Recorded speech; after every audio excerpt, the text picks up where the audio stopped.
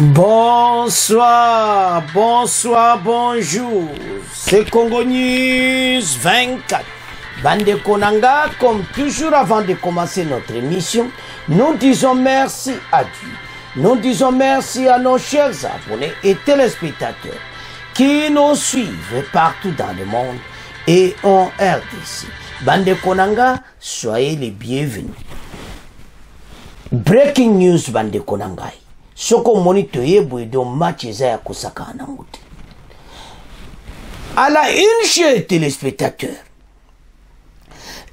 Oyo Kaka la SADC mène l'offensive Bandeko contre l'armée rwandaise dont Sili Otobenga fin de la guerre à l'Est parce que Yibango Moko Samidi Alsiba déclarango à partir à Nord Kivu.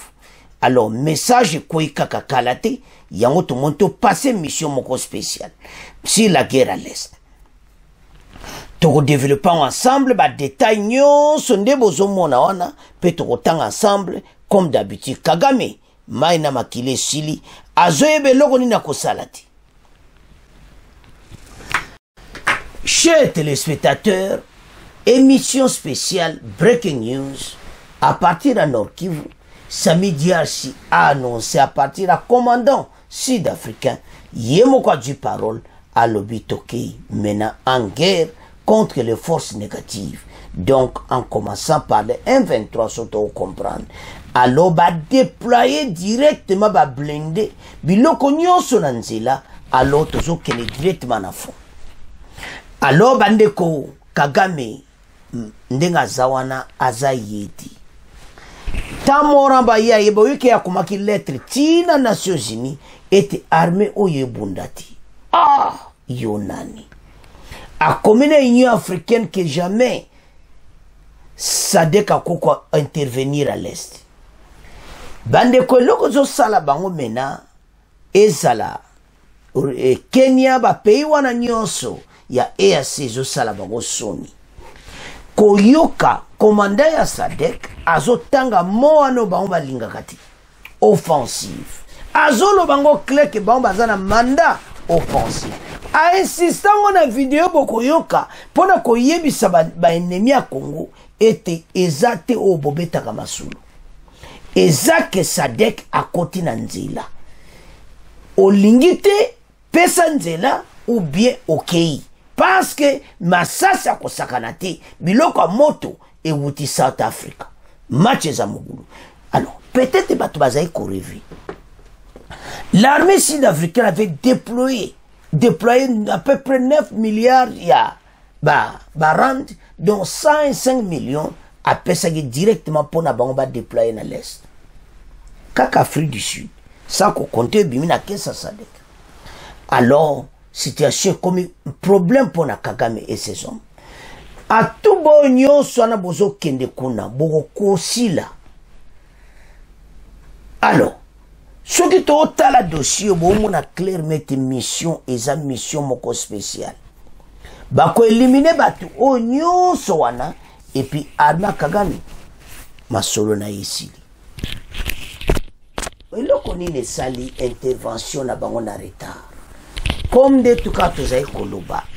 Bandeko mokonza mboka azai kolanda batu oyo masolo na bango koyoka bango parce que adjutanae yango SADC se yozala standby to sila na ba impérialiste to sila na ba américain ba européen ba mona opa wapi Kagame azumema bango mon ba kop na mondenge kufi bitu meso sila. Donc, bah, relance opération d'Indés, un peu, 3 mois, 4 mois, quand on botte le village au village, tout ça, en état, bah, sur quoi ils ont bombardé à l'école. Kagame, ces hommes, c'est fini. Oyo, bah, Luka Kiangwana, le bon, yon, ça, a peu perdu, bah, kuna.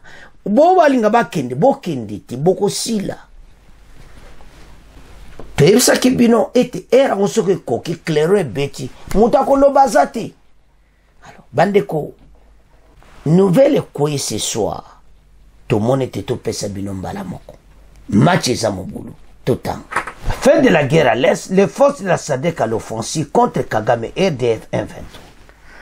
Les forces de la mission de la communauté de développement de l'Afrique australe en République démocratique du Congo samedi se préparent à lancer des opérations offensives conjointes contre les rebelles du M23 en coordination avec les forces armées de la République démocratique du Congo.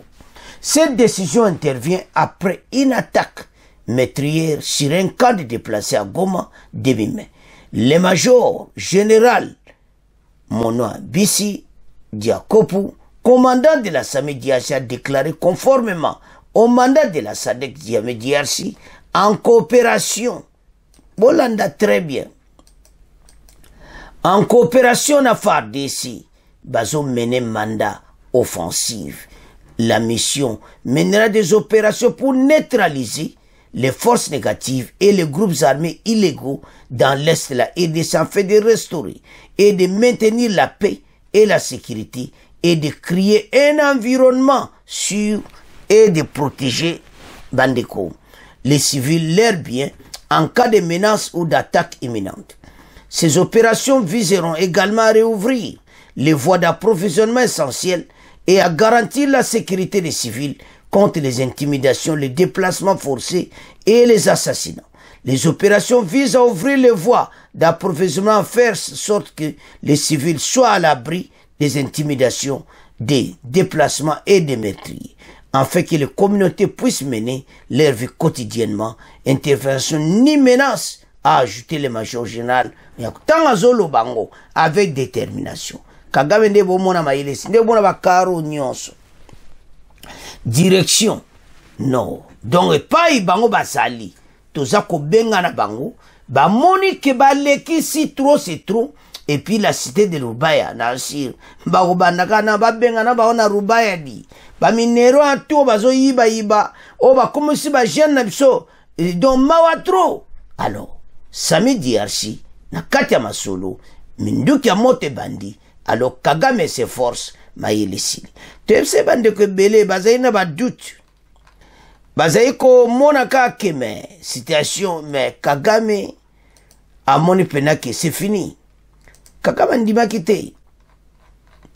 Donc azo mona lokola na lo banini. Webikande zaka na film. Kagame amona lokola film mais onga no mona oyo. To oyo ngana sali nyonso. Nabango ba Américain ba luki ba pexé simba le shooté parce Kagame ba pointer doigt ndenga zo bon wa congolais et c'est sous normalité. Alors la fin ya rien ya Kagame. To développer ma solo to loyo kana nuye les généraux sud-africains bon to avancer lui yé mokaza chef a kombango ba mo to ko commander opération oui. Match za mobulu na FARDC. Major General Monoa Bissi Diakopu, the head of the mission and force commander of Summit DRC. Summit DRC was deployed on 15 December 2023 to support the government of the DRC to restore peace and security in the Eastern DRC. Summit DRC has an offensive mandate to support the DRC to neutralize the negative forces, illegal armed groups, and other spoilers who are operating in the Eastern DRC with the aim to restore peace and maintain security, to create a secure environment as well as protect civilians and their properties under the imminent threats and attacks. The Summit DRC is concerned about the continued attacks on civilians by the negative forces and illegal armed groups in the Eastern DRC. The attacks have triggered massive displacements of the population, blocking supply routes to Goma and worsening the humanitarian situation. Meanwhile, the main routes and roads to Goma, which are crucial for the movement of civilians, goods and humanitarian aids, had become impassable due to armed groups' merciless and despicable atrocities, further restricting population access to essential services and supplies. As per Summit DRC mandate, in cooperation with the FARDC, Summit DRC will conduct operations to neutralize the negative forces and illegal armed groups in the Eastern DRC to restore and maintain peace and security, to create a secure environment as well as protecting civilians and their properties under imminent threats and attacks. The operations intend to open the main supply routes and also to ensure that civilians are free from intimidation, displacements, killings, so that the communities can run their day-to-day lives without any interference. During the operations, Summit DRC complies with human rights aspects as well as speculated in the law of armed conflict and the international humanitarian law. Additionally, the mission operates under the rules of engagement for the Summit DRC issued by the chairperson of the organ. The said rules of engagement dictates that the mission's military personnel comply with the international laws, especially the laws of armed conflict and the laws of the Democratic Republic of the Congo. Furthermore, Summit DRC cooperates with various humanitarian stakeholders to improve the humanitarian and security situation in the DRC. Summit DRC is committed to peace and security in the DRC and will continue to support and collaborate with the DRC National Army in the fight against the negative forces and illegal armed groups.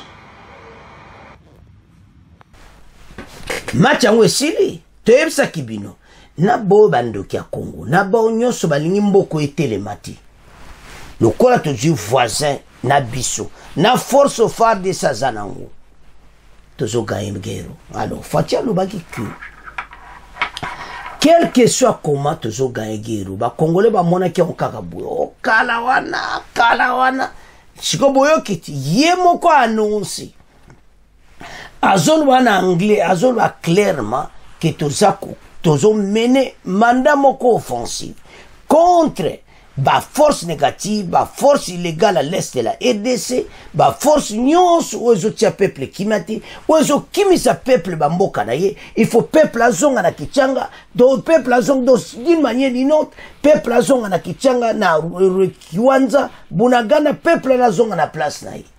Alors, la fin de la guerre, Kagame ozo quitté, yokundo zano comme un danger. Parce que tant que la guerre est aussi là, il est pas mon amakamunaye. Alors, bana mboka, botala, tout est déployé. Ndebo mona vidéo, ma solo ezabongo. Tant azolo bango, azotanga ba mot clair. Et belé, bazai ko douter pourquoi retard et pourquoi cela. Mais erango koki. Basakani mingi. Oyo nyonso basali bipalo na bango esili na bango tozo benga na bango bazo kite mboka na biso immédiatement bazo kende soki wapi place kama ça c'est kozwa bango déjà lelo to silisa ye bango déjà to bomé belé lelo kaka farde seye moko tebisa kibino ke tango ko banda na basuko eko kitanyo eza pona ko silisa armée rwandaise et cette armée ba ko sila on dirait que to lingana ba kota li to silisa armée rwandaise pour ayoka ako perdre moi 10 000 soldats ako tira kada 2 000 pour ezaka 12 000 mboka mobimba alors ya oto ebisa bango bino bobo zoyo kati Sami DRC zoya kana force ko sakana nguti ato zo tia commentaire ti tolo bane vérité tanga wana yoke nenga lomina video ke ba force négative bango wana o ba détruire mboka na biso ba ko vivre ngo biloko moto ko yamba bango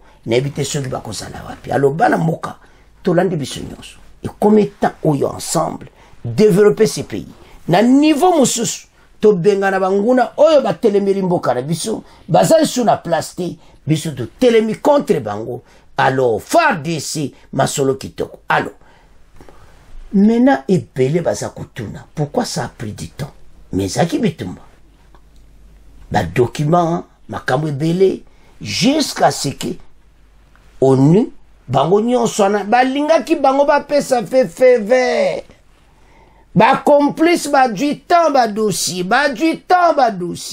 tala bana le 15 octobre tilelo tant de dossiers et maintenant à peu près 7 mois après surtout makambo ka babwaki bombo oyo eningisi lisusu parce que balingaki Sami DRC te bamazo considérer tous ces gens de Congolais mais ce sont des Rwandais armée rwandaise wana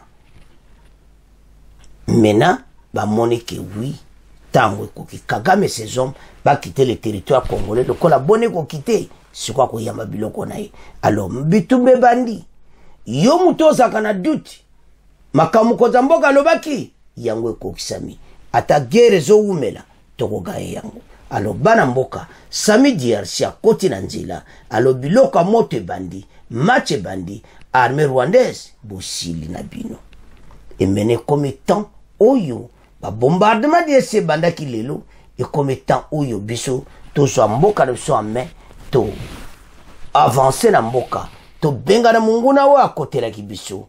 Alors, chers téléspectateurs, to comme na fin mission, bon continuez à s'abonner massivement, bon partager. Au revoir, à la prochaine.